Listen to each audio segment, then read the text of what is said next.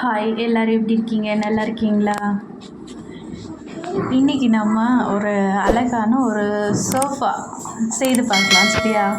அதுக்காக நான் வந்து ஒரு ஒரு ஒரு இன்விடேஷனில் உள்ள மேல் புறத்து தான் எடுத்திருக்கேன். நீங்கள் கலர் பேப்பரோ உங்களுக்கு எந்த மாதிரி ஆசைப்படுறீங்களோ அதை எடுத்துக்கோங்க.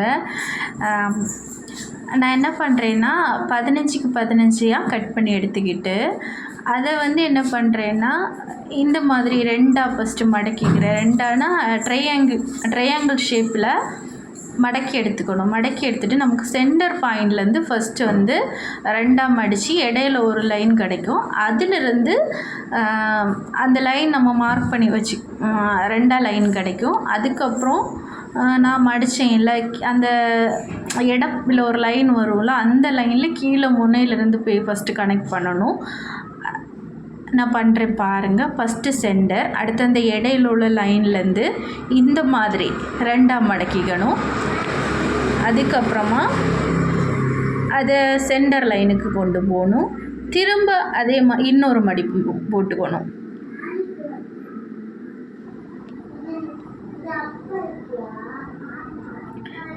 இதே மாதிரி ரெண்டு பக்கமும் நம்ம மடிச்சுக்கணும்.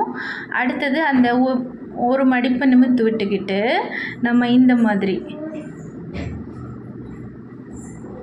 மாதிரி இந்த வால் பகுதியை கரெக்டாக இது பண்ணிக்கணும். நல்லா தேய்ச்சி விட்டுக்கிட்டு இந்த இடையில உள்ள லைனையும் கொஞ்சம் நம்ம அட்ஜஸ்ட் பண்ணிக்கணும்.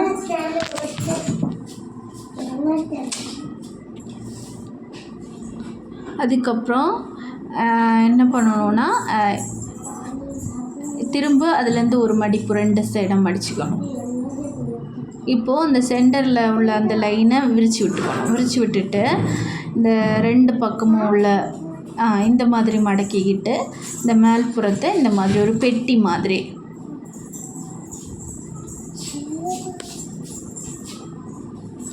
இப்போ நம்ம பெட்டியோட ஒரு பகுதி ரெடி பண்ணிட்டோம். ஃபஸ்ட்டு பகுதி 15க்கு 15 எடுத்துக்கிட்டோம். இன்னொரு பகுதி நான் ரெடி பண்ணி வச்சுருக்கேன், 14க்கு 14 செய்து வச்சுருக்கேன். இப்போது நம்ம இந்த 14க்கு 14 செய்ததை வந்து 15க்கு 15 செஞ்சதுக்குள்ளே இப்போது நமக்கு ஒரு பெட்டி மாதிரி சோஃபாவோட நம்ம உட்கார்ற பகுதி நமக்கு ரெடி ஆகிடுச்சி. பார்த்தீங்களா? நான் இப்போ இன்விடேஷனில் செய்தனால அது பார்க்க கொஞ்சம் அது ஒரு டிசைனிங் கலர் கொஞ்சம் ஏதோ ஒரு ஒர்க் இருந்த மாதிரி இருக்குது. நம்ம ப்ளைனாக செய்தால் அவ்வளோ நல்லா எப்படி இருக்குன்னு தெரியல. ஆனால் நல்ல கலர்ஃபுல்லான பேப்பர்ஸ் எல்லாம் கிடச்சிதுன்னா ரொம்ப நல்ல க்யூட்டாக இருக்கும். பார்த்தீங்களா? இப்போ நம்ம பெட்டி ரெடி பண்ணியாச்சு. இனி நம்ம பெட்டிக்கு மேல் பகுதி சைடு பகுதியை ரெடி பண்ணணும். என்னோடய வீடியோ நிறைய பேர் பார்க்குறீங்க, சப்ஸ்கிரைப் பண்ணாதவங்க பண்ணுங்கள். இன்னும் லைக் பண்ணுங்கள், கமெண்ட் பண்ணுங்கள், ஷேர் பண்ணுங்கள். பிள்ளைங்களுக்கு இந்த மாதிரி ஆக்டிவிட்டீஸ் கொடுங்க. இப்போ நம்ம என்ன பண்ணுறோன்னா அந்த பின்பகுதிக்கு நம்ம ஒரு அளந்து பார்க்குறேன், கொஞ்சம் எக்ஸ்ட்ராவாக இருக்குது. அப்போ நான் கொஞ்சம் பகுதியை கட் பண்ணிக்கிறேன்.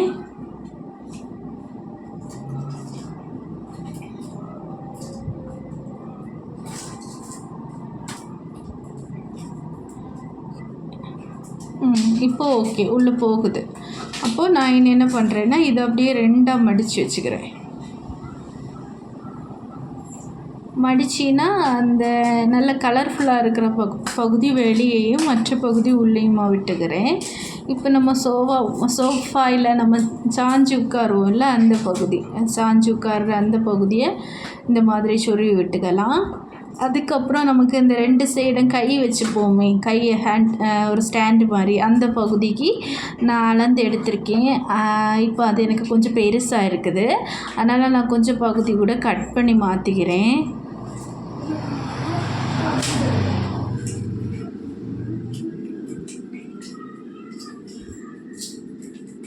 சேமாக வச்சுக்கிட்டு உள்ளே இந்த மாதிரி இன்ஜெக்ட் பண்ணி விட்டுட்டு அந்த மேல் புறத்தை கொஞ்சம் ஒரு அமுக்கி விட்டுக்கணும். அப்போ தான் கொஞ்சம் அந்த இடம் குண்டாக அப்படி இருக்கும்.